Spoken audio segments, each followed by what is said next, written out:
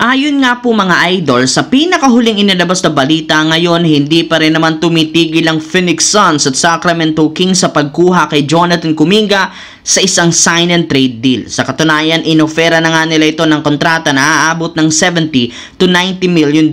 Ngunit since isang restricted free agent si Kuminga, kailangan ng approval ng Golden State Warriors bago siya mailipat either sa Suns o Kings sa isang sign and trade. Ang problema, plano ng front office ng Warriors i-shutdown ang ideya sa kanyang sign and trade deal.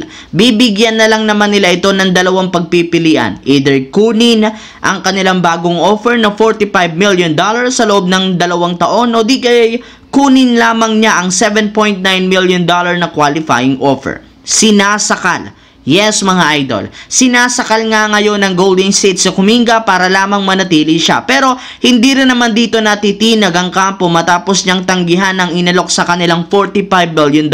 Sa madaling salita, no choice siya ngayon kundi kunin ang $7.9 million na qualifying offer at maglaro ng isa pang taon sa Golden State Warriors. Samantala, katulad ng napag-usapan natin dahil nga sa ginawang move ng Los Angeles Lakers, meron na silang 14-man lineup. Ibig sabihin, required pa sila ng 3 pa na bagong player bago pa matapos ang off-season. Marami ngang mga bagay na pwedeng i-improve o baguhin, kaya hindi na nakapagtataka kung gagawa man sila ng trade. At isa sa pwede nilang gawin ay ang pagpapabalik sa dating player na si Kentavious Caldwell-Pope na hindi kinagugusto ang kalagayan ngayon sa Memphis. Kaya maaari talaga siyang makuha ng team sa isang blockbuster trade kung saan posible nila ditong gamitin sina Gabe Vincent at Maxi Kleber na siyang dalawa sa mga player na ginawang available sa trade. Mismong Lakers na ang nagsabi, nagsisisi sila sa pagtanggal noon kay KCP sa lineup at ngayon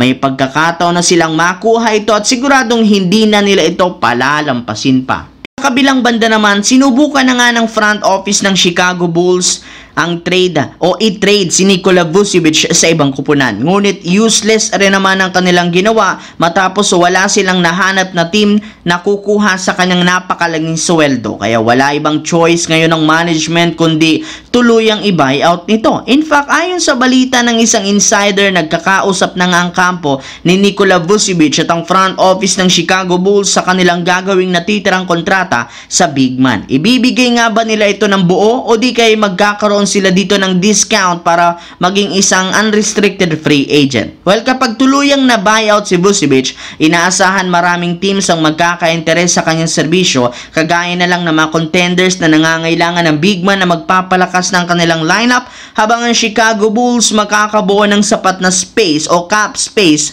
para makapag-sign ng bagong player ngayong off-season. Anong masasabi nyo dito mga idol?